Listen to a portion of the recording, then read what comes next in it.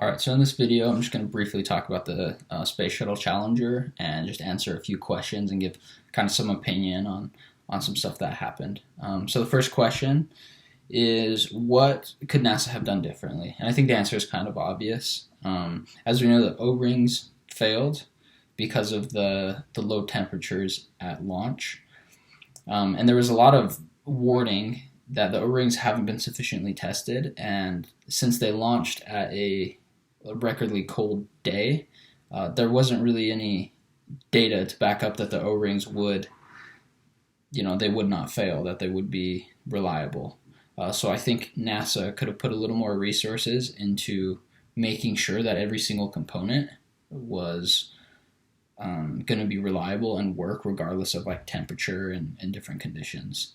Next question is, what could Roger have done differently? And he was one of the earlier whistleblowers saying that the O-rings would fail. It's hard to really give my opinion on this just based off of reading a few articles and things, because I obviously wasn't there, and the media may or may not have reported absolutely everything they should have. I can kind of give an opinion based on what I read. But the truth is never in the black and white. It's always kind of gray. So, I may be incorrect, but I think he probably could have been a little bit louder in talking about the issue, because it sounds like he expressed his concerns and then was silenced and just kind of stayed quiet about it, and then didn't really bring up that the O-rings were probably going to fail until after it exploded, just to kind of seem like he was right and justify the things he said. But I think the biggest thing he could have done differently was just, bring it up and be a little bit louder, talking about the issue that the O-ring could have had.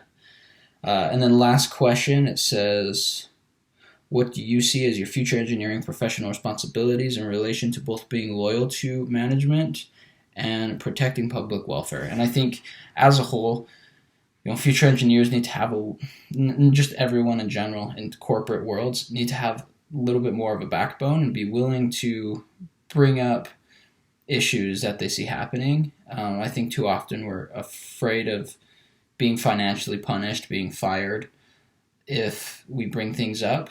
But in my opinion, 99% of the issues in the government and in big corporations happen because of people being financially incentivized to and to not say things. And so I think if we were to take more responsibility and less, financial incentives into it, that we could really make things safer.